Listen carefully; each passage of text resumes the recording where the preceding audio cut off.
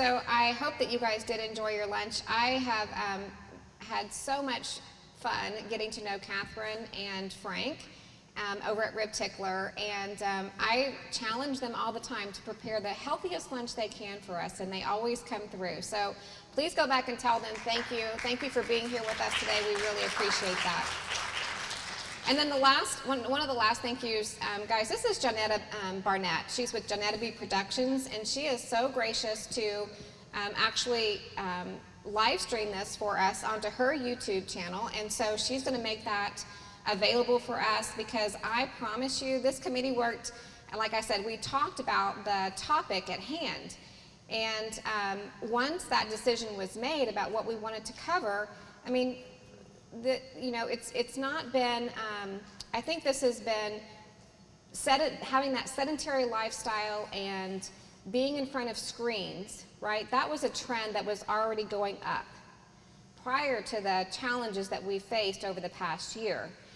The past year just made it grow exponentially, right? So as a committee, when we started talking about, there were so many different areas that we felt needed to be addressed and talked about. And so we're excited about this programming, and I've had a chance to look at the information that's about to be shared, and I know that you're going to want to go back and be able to share that with others that are not here today. So one more thing that we want to make sure, each time that we have these luncheons, we have some featured businesses. And I hope that you'll take some time, if you haven't already, to visit them at the back of the room. We have Oasis Senior Advisors back here. We have We Care Provider Services right there. And one of our speakers is from Quality of Life Chiropractic, so she is here.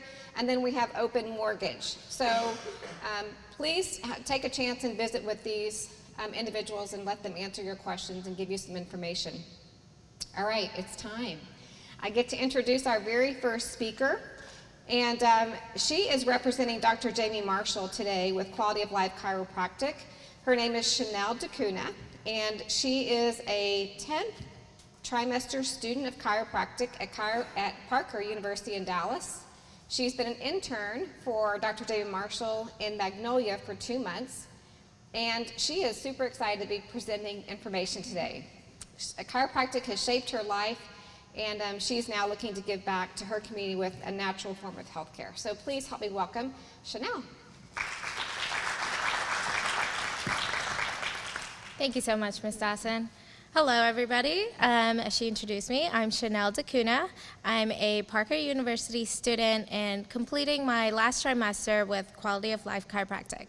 I hope everyone's having a good lunch. Go ahead, since our topic is on screen time, go ahead and pull out your cell phones if you can. I'll give you a second. You're like, I already have it. Got it out. I see, you're trying. I see a lot of neck straining going downward. And that's exactly what my topic is starting on, right? So with a lot of screen time, we see a lot of flexion in the head, and that's causing a lot of pressure in the back of your neck, okay? Text neck is a common syndrome that we see in our office. With an increase of cell phone use within the past decade, recent figures show that 87% of students ages 14 to 18 own and use a cell phone daily, and that's causing a lot of stress in that upper back. Our head weighs about 10 to 12 pounds on the top of our spine, but the more we flex our neck forward, it can weigh up to 60 pounds on your spine. Now that's a lot of stress for your muscles to go through constantly every day, and that's why our muscles, our upper traps, get really tight when we're in constant use of our phone. So always be mindful of how much time you're spending on your phone. Some of the common symptoms you can see are stiff neck, radiating pain, muscular weakness, headaches, shoulder pain, and tightness. So these are common things that we see even with prolonged sitting. So that's another topic I want to bring up today, is prolonged sitting. Why is sitting down so bad for your health? Recent studies have shown that it's almost like the new smoking, because we get so immobile, we get so stuck in our ways of how we sit throughout the day that we're not moving around. Our human body was made to be agile. It was made to move around. Since COVID, we've had a lot of people going and working remote, including children. They're spending about 10 hours a day just sitting on their laptop, just working away, making them immobile, decreased range of motion, decrease in mood. They're not getting the sunshine that they should be getting, the vitamin D. So it's a lot of stress in the body. Sitting down causes forward head posture, like I said, and that's causing a lot of tension at the base of your skull, making it hard for your brain to get blood flow. It also results in improper shoulder rotation, so you'll be rounding up your shoulders in the front, causing tight pec muscles and decreasing blood flow to your arms through the brachial plexus. It also tightens up your rib cage, making it harder for you to take deep breaths. So even breathing gets harder with it. Something that we most often see with people working at desks is an upper cross syndrome. What the upper cross syndrome is that you'll have weak, deep neck flexor muscles due to the forward head posture, weak posterior lower traps and serratus anterior, and then you have tight pectoralis muscles rounding out your shoulders, and you have tight upper trap muscles. This is where we hold a lot of our tension and a lot of knots start forming in your muscular system. You have unnecessary stress that you're holding in your spine and as well as your nervous system. Now, what do? How do we avoid this? Something that we recommend, obviously, is get up, be mindful, and move around. If you're working at a desk, make sure that you're moving around every 20 to 30 minutes. Get a good stretch in. Some exercises that you can do is chin tucks. So retract your chin back so that stretches out your upper trap. Obviously, ranges of motion, make sure you're stretching. A good stretch for your traps is down and look to the right, and down and look to the left, and more pressure. That really relieves some tension back there. Something that you also should be mindful of is taking care of your spine. So go ahead and get adjusted. Chiropractic adjustments helps remove nerve interference as well as put your body back into alignment so that your body's aware of its proper posture. Good. Also, make sure you have a proper ergonomic desk. That's always very helpful. Make sure your computer screen is right at eye level and your hands are at 90 degrees. And when sitting down, your legs are at 90 degrees as well. Some things to be mindful of. So what is chiropractic care? For those who don't know, chiropractic care focuses on the relationship between the structural system, which is our spine, and the function, which is coordinated by the nervous system, and how that relationship affects the preservation and restoration of your health. Chiropractic care is a discipline that emphasizes in our inherent recuperative power of the body to help heal itself without the use of drugs and surgery. Kids and teenagers also is very important to get adjusted and for proper posture. We see, as I said in the beginning, we see a lot of kids, 87%, that are using their cell phones every day. So you see a lot of the text neck, and as we know, they also love TV. So a lot of screen time as well. And when they're sitting down and being less agile, that's creating a lot of tension and stress in their body, and they hold on to the fat and things that they're eating. You want them to move around. You want them to be agile and running around in sports or dance, anything that they're used to. If not corrected early on, it can lead to key developmental issues like driving, sports, and constant learning in the classroom setting. Common issues that we see in our office that we help children with are growing pains, headaches, concentration, fatigue, low energy, respiratory infections, allergies, and even ADHD. So this is Quality of Life Chiropractic, right over here. That's Dr. Jamie Marshall, if you haven't met her already. She couldn't come in today because she's a busy, busy woman. She sees a lot of patients daily. But she has 2 offices. The first one was the Magnolia location, opened up 10 years ago, and she's really big on giving back to the community as well. So since 2012, they've raised over $40,000 for community-based services. If any of you have any further questions on chiropractic care, on decrease in screen time or sitting and stretches, please come talk to me. I'll be joining Yvonne, my colleague back there, and we can talk one-on-one. Thank you. Thank you. So I think we all need a Shinel on our shoulder, right? It was interesting looking around the room and everybody's going, posture? I have good posture. I did forget to tell you guys that you do have an opportunity, even before you go speak to Shinel, to write down your questions. And so on the tables in front of you, you have pens, you have index cards. At the end of the presentation, we will have a Q&A time. So please take advantage of that, because we'll collect the cards. The questions will be anonymous, which is always kind of nice, right? They don't know where the question's coming from. So those things that you've always wondered but you've never had the guts to ask, now's the time to ask those questions. So we'll gather those at the end and have a chance for Q&A. So now I have the pleasure to actually introduce Dr. Scott Rand. He's with Houston Methodist Hospital. I have to get this right.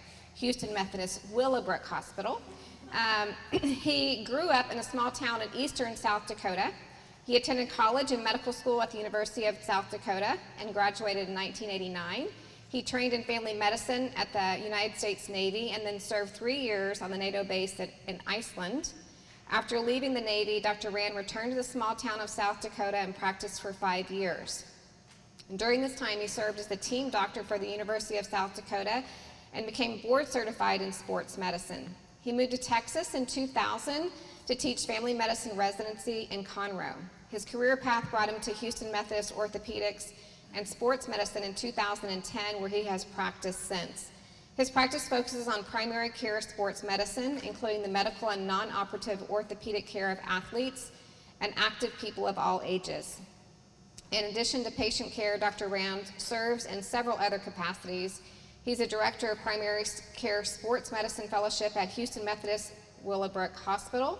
The fellowship is the only accredited graduate medical education program for Houston Methodist that exists outside the Texas Medical Center.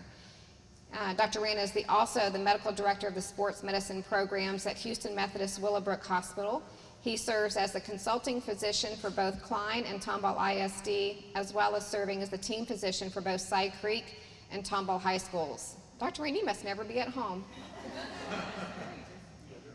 He is an avid distance runner, so if we ever can't find him, he's just run away, right? He has 2 grown children and 2 grandchildren. He's been a friend for many years and just been a faithful member of our community, and we're just very blessed to have him here today. So Dr. Rand.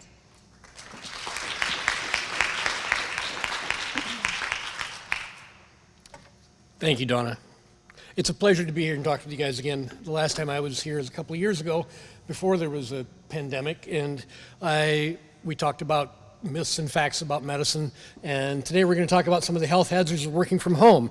The biggest one was the ones that Shauna talked about with the ergonomics of sitting all day, and I think she did a great job of kind of explaining why that's a bad thing.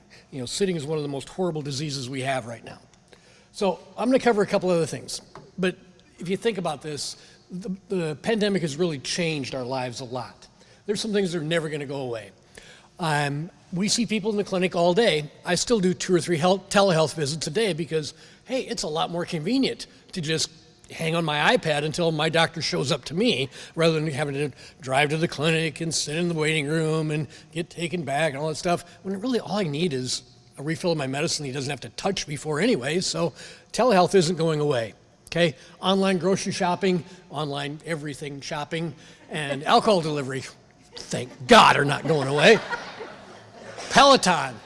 When Peloton first came out before the pandemic, people thought this is the dumbest idea ever. Nobody is going to want this. And then all of a sudden, you can't get one.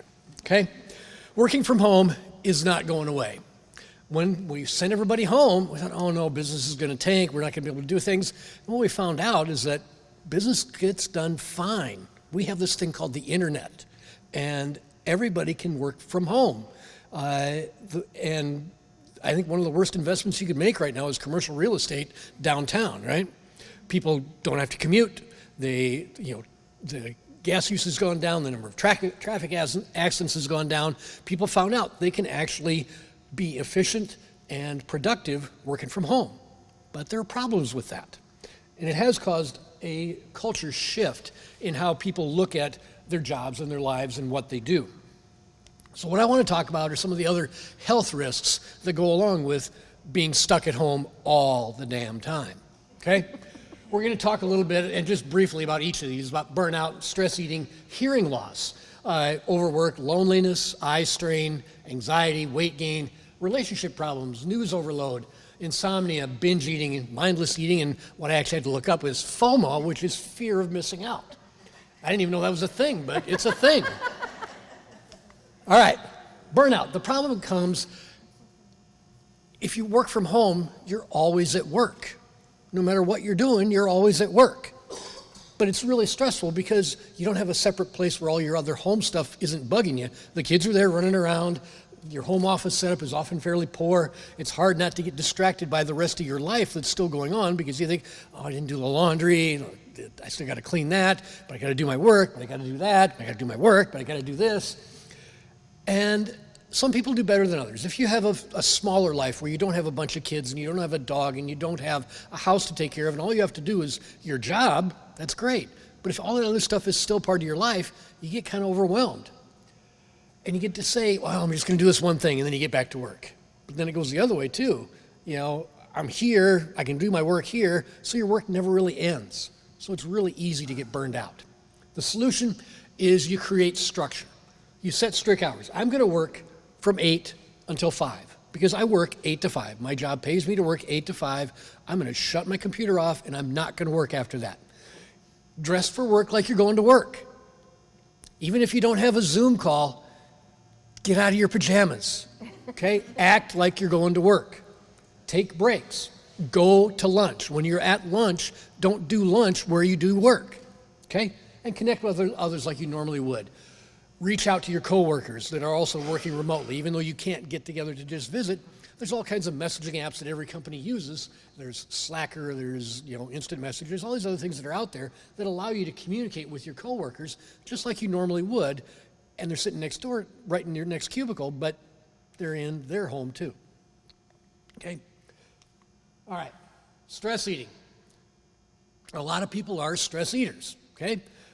Stress raises your cortisol levels, raises your adrenaline levels, and raises your insulin level. All those things make you hang on to food as fat, okay? You tend to crave carbohydrates. And you have, unfortunately, this easy access to your kitchen that used to be 20 miles away when you're at work, but now it's down the hall. And all your stuff is there. All your food is there. And you're feeding your kids, and your kids, they like chicken nuggets and crap. And so that's all that's there. So you tend to eat more junk food.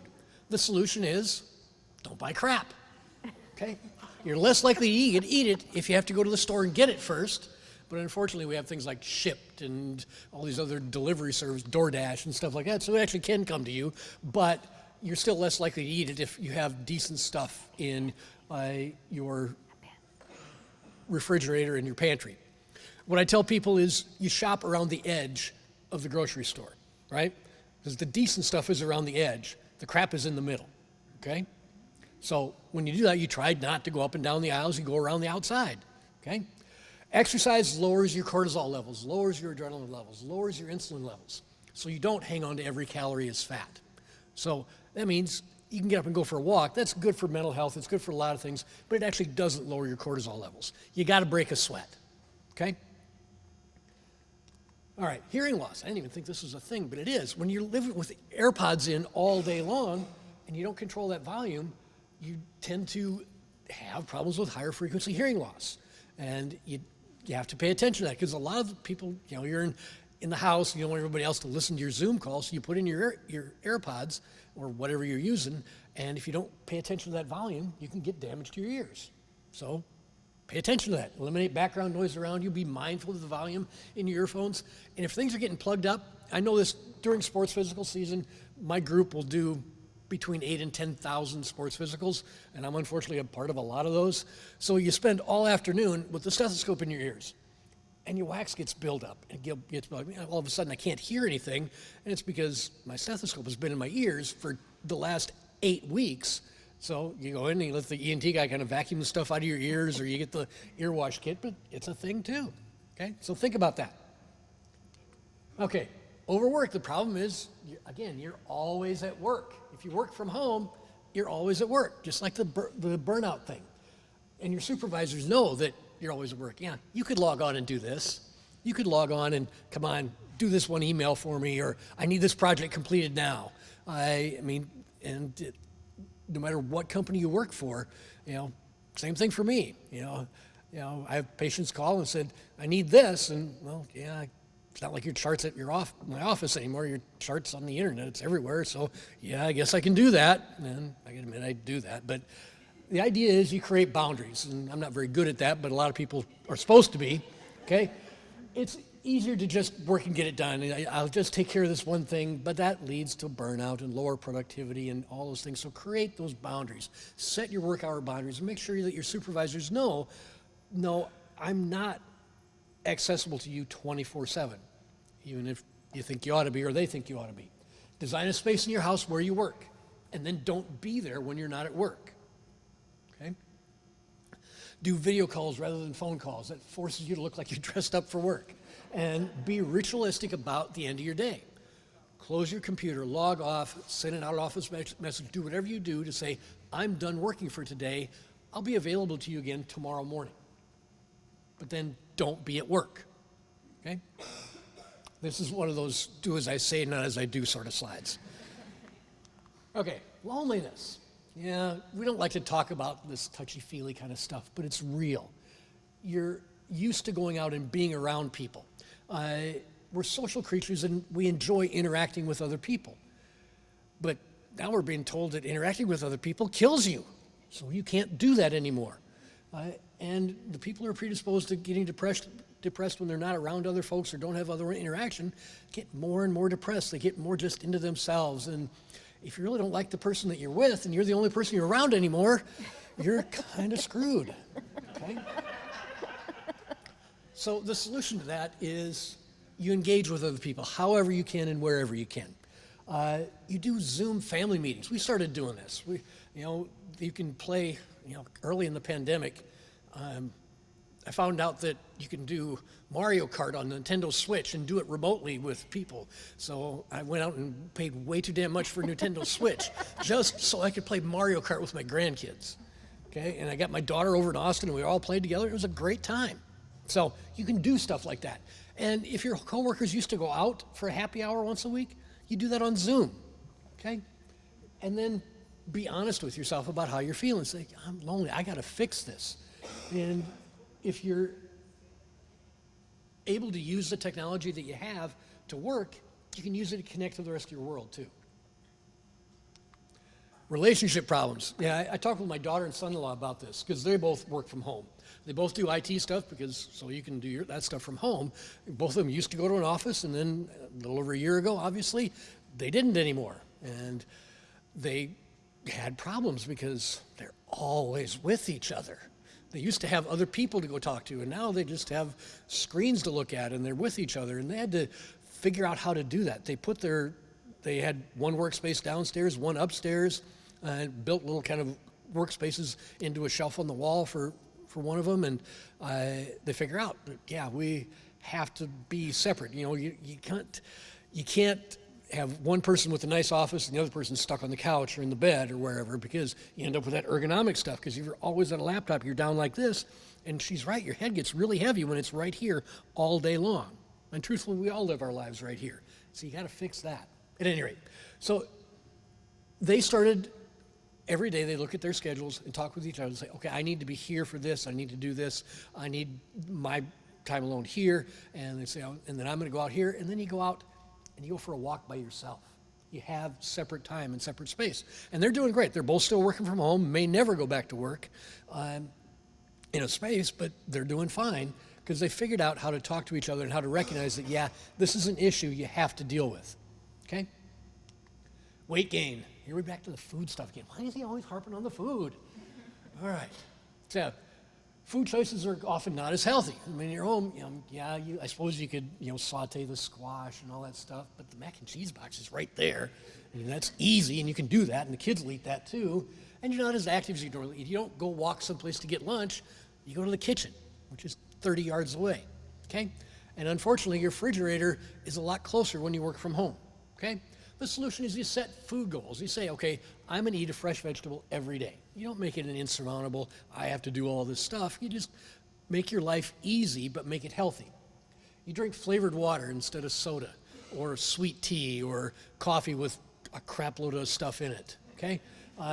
Limit your easy accessibility to junk food. Again, don't buy crap, okay? I really like the Noom app. Okay, not an advertisement or anything like that, but if you guys don't know what this is, basically it's just an app that kind of does a little behavior modification. It counts your activity, and you log your food, and it tells you, okay, that's a green food, that's a yellow food, that's a red food, and it sort of gets you to eat better things, just like your stupid Apple Watch makes you do more stuff so you'll close your rings, right? Yeah, same thing. But it works pretty well, and people can lose weight, but if nothing else, it makes you mindful of what you're putting in your face, okay? All right, eye strain. This is a real thing, okay? The problem is you're looking at a primarily blue light that's coming at you all day long, okay? You have fluorescent lighting up above you, and you're staring at the same distance all day long, okay? That causes a lot of trouble with the muscles in the eyes and can give you headaches and all kinds of other troubles. The solution, you buy these eyeglasses that block the blue wavelength. You can still see things, but it doesn't beat up on your retina nearly as much, okay? Get outside to see other colors and let your eyes see other things, and then set an alarm on your phone, on your watch, something, or on your computer that says, I'm gonna look at something else for 15 seconds every 15 to 20 minutes. So you just look up and you look off in the distance. That makes those muscles relax and makes them feel a lot better. All those things work really well to help cut down on that eye strain that you have. Okay, anxiety, okay? So the millennial generation, and this is not to pick on millennials at all, but I've been training millennials for the last long time, and they need feedback all the time. So if they then go home and there isn't anybody to tell them that they're doing a good job or not doing a good job, they get kind of anxious. My daughter's like this, my son's like, well, my son not so much, my daughter's really like this. She needs to know how she's doing. And if you don't interact with anybody that's a supervisor other than an email here and there, you don't get that feedback of how you're doing, and it makes people anxious, okay? And then there's all this stuff out there that tells you it's gonna kill you, okay? And that makes you anxious. And there's so many things in our world that all we hear about are the bad things. So there's a lot of anxiety out there. So the solution for that is ask for feedback, and supervisors in the world know that they got to do that, and they got to give decent and reasonable feedback to people. And then you want to stay informed, but for God's sakes, turn Fox News off, or turn CNN off, or turn all those off, and turn your Facebook feed off, because there isn't anything there that you have to know all the time, okay? Daryl and I were talking about this the other day. And, you guys have met Daryl, right? He is a really deep, introspective guy. And he told me, he said, Doc, there's really only two things to worry about. Either you're going to be well or you're going to get sick. So, okay, I suppose that's true. If you're well, you got nothing to worry about. And if you're sick, you've only got two things to worry about. Either you're going to get better or you're going to die. If you get better, you don't have anything to worry about. And if you die, you only got two things to worry about. You're either going to go to heaven or you're going to go to hell. If you go to heaven, you don't have anything to worry about. And if you go to hell, you're going to be so busy shaking hands, you don't have any time to worry. So there's really nothing to worry about. See, he's a deep, deep guy. All right. I had no idea. All right. News overload, like I was just talking about. Social media are out there all the time. Remember, bad things get ratings, good things don't. So all we hear is bad news. Okay? The solution is just turn it off. Okay? There's meditation videos on YouTube that you can watch. That'll do you much more good than hearing about the tragedy in India that you can't do anything about. Okay? Mindfulness training is a thing. Again, I grew up in this world where being mindful of things and paying attention to emotions and your mental health was never something that was encouraged, important, or even allowed. And as it turns out, it's kind of important. Okay? So just recognize that horrible things happen all the time, and you knowing about them doesn't really change that, and all it does is make you feel worse. Okay? All right. Insomnia. So if you spend all day staring at a screen, it's kind of hard to tell your brain to go to sleep if you then go to bed and stare at a screen. Whether you're watching your Facebook feed or an Instagram feed or TV or Netflix or whatever. So figure out how to not do that. Have a bedtime routine. Avoid screens, they say, for up to 2 hours, and that's really hard. I mean, truthfully, nobody's going to do that. But shut your screens off, do something else, read a book, go for a walk, do something that tells your brain it's time now to go to sleep. Okay? Melatonin is safe and not really habit forming, but the idea of living on a pill is really way too American, but not the best for us. Find other ways to help yourself fall asleep. Alcohol is not that way, by the way. Okay? All right. Binging, here he goes again. He's talking about the food. Okay? Again, full access to your fridge and pantry is often not good. And you know, say, do I want carrots or chips? And yes, that tall Pringles can is a single serving. Okay? Okay? And if you're at home, nobody else is going to be there to judge you about what you're eating, right? Okay? So except you. So then, again, don't buy crap, meal plan and stick to it, and eat like you're at the office. Go to lunch, okay? That means if you have to walk to your kitchen and have your lunch, don't go back to where you work to eat it, okay? And then lastly, the mindless eating stuff. You have stuff at your desk and you're eating all day long. Yeah, it's easier to graze on jelly beans than it is on hummus. And so don't keep food at your desk. Have a lunch break where you go to eat. Boredom manifests itself as hunger. If you're bored, you're not necessarily hungry. So just think about that, okay? And drink more water, okay? And then FOMO, which I had to look up because I didn't know it was a thing. Fear of missing out. Everyone else's Facebook and Instagram life is better than yours, so that makes you feel anxious and depressed. And why are they handling this so much better than me? Because they're not. Okay? So limit your access to social media while you're at work. Don't scroll if you have two screens that one of them doesn't involve your Instagram feed. Okay? Be at work, be at work. There's nothing important that has to happen there. You can set a time in the evening to do your scrolling and kind of catch up with your social world, but try to stay away from it as much as you can. Okay? So in summary, the pandemic's ending, thank God. But work from home is likely here to stay for many of us. There's advantages to doing that. You don't get in car wrecks. We don't cause as much pollution.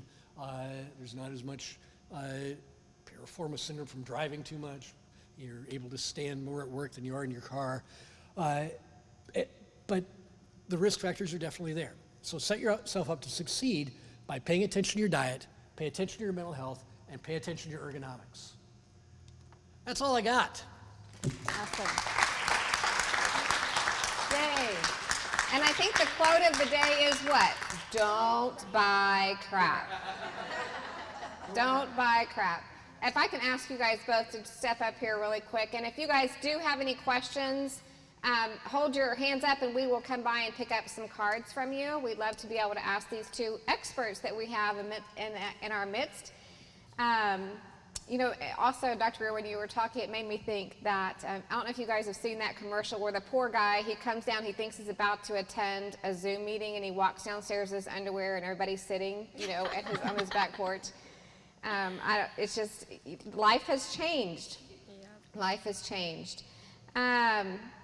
So as we're gathering questions, one of the things I would really like to hear from both of you really is, I mean, what have you seen over the past year in terms of families and our kids? We keep hearing really about how this has affected our kids. So when people come to the doctor right now, what are you seeing? Is it sports injuries? Is it mental things going on? What's going on in our families? Well, So still talk to your speaker. it was a little worrisome for me last March when the world kind of shut down, and I'm a sports doctor and there's no sports. But people still were able to hurt themselves, so life was good. Now, we do see a lot more, or I see a lot more kind of mental health stuff and a lot more sitting injuries. People went home and at work, they had maybe a standing desk or they had a decent office chair, their screens were up, their shoulders were down, they were able to work like this, and then they're sent home with a laptop, so they're here all day long. And I'm sure you can speak to this a lot more.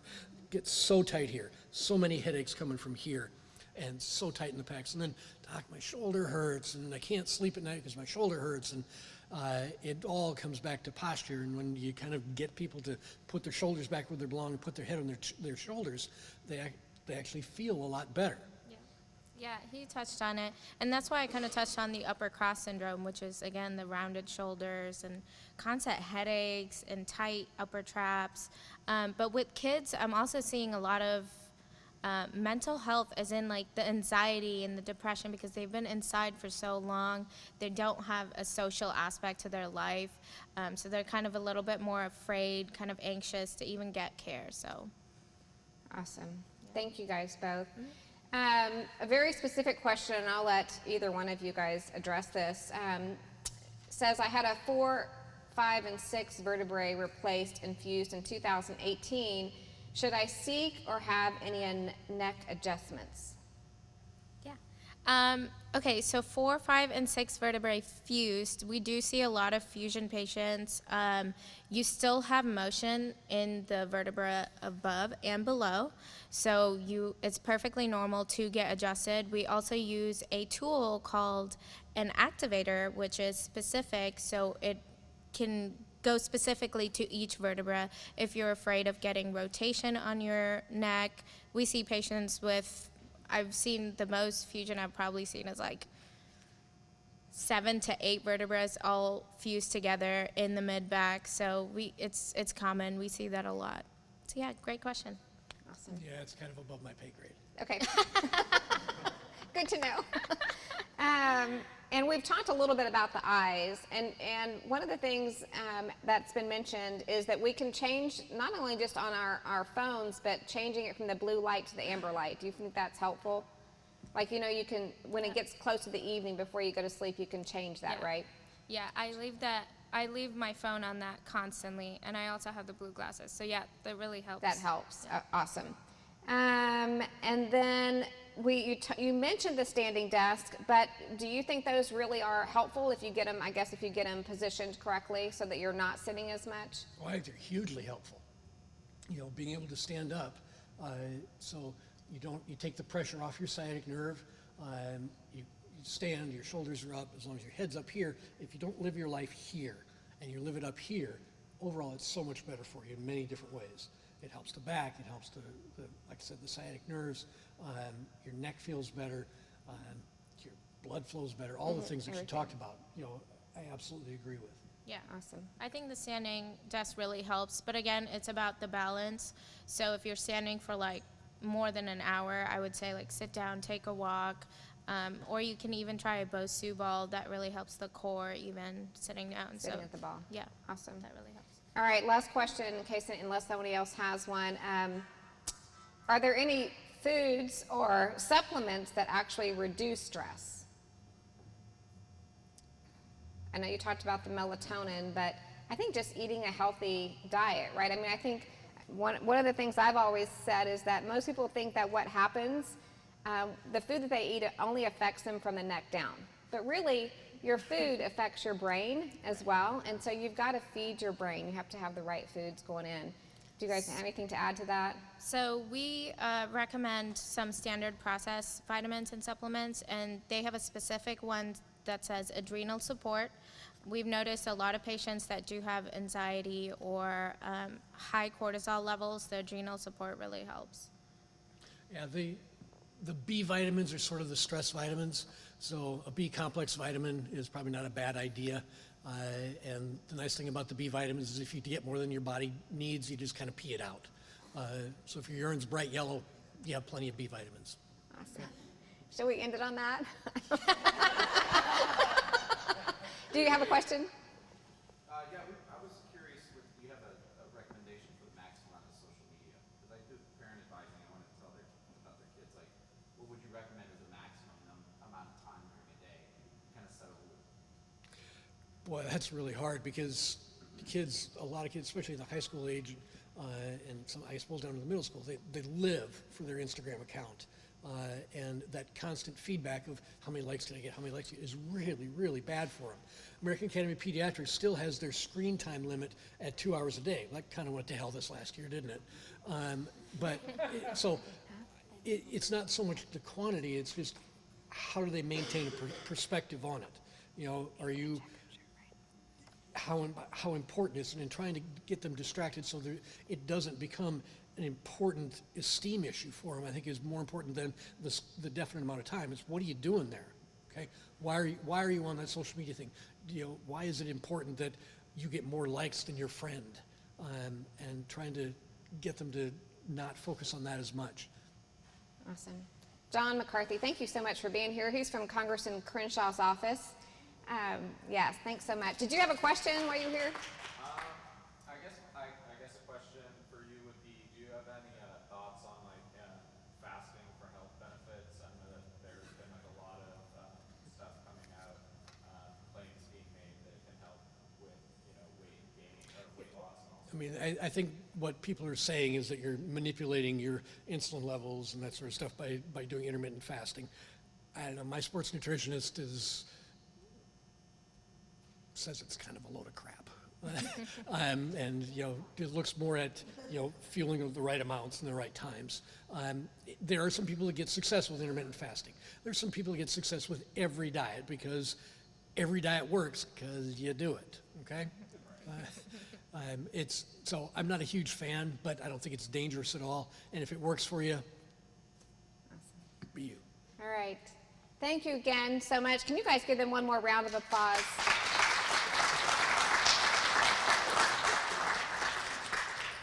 Just delightful. Thank you guys so much for being here and for taking questions. We really appreciate it.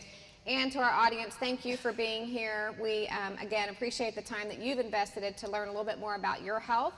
And we have if you're interested in the Health and Wellness Committee with the Chamber, please talk to me or one of the committee members that we have here. We have our planning meetings each month on the last Tuesday of the month. We do have a blood drive. Our next one this summer is August the 11th, is Wednesday, and I was, Lynn, I made sure I checked that date. It does coincide with the Wednesday. I think I got it this time. And our Tomball Night Expo is August the 6th, Friday night. So if you guys are not familiar with Tomball Night, it's the best night of the year. Just come prepared to be warm, but we, as the Health and Wellness Committee, we take over the Tomball Community Center, so it's nice and air-conditioned. And I do have a few vendor spots still open for that, so if you're interested, please see me pretty quickly about that because we're about to sell out. And then go ahead and mark your calendars for our next luncheon, which is October the 26th, also a Tuesday. And we will finish out this year right here at Tomball Assembly of God. Everybody knows where to park now, so we should be good to go. Again, thank you guys so very much. Enjoy the rest of your day. Please take time to network and visit with our vendors, and we will see you next time.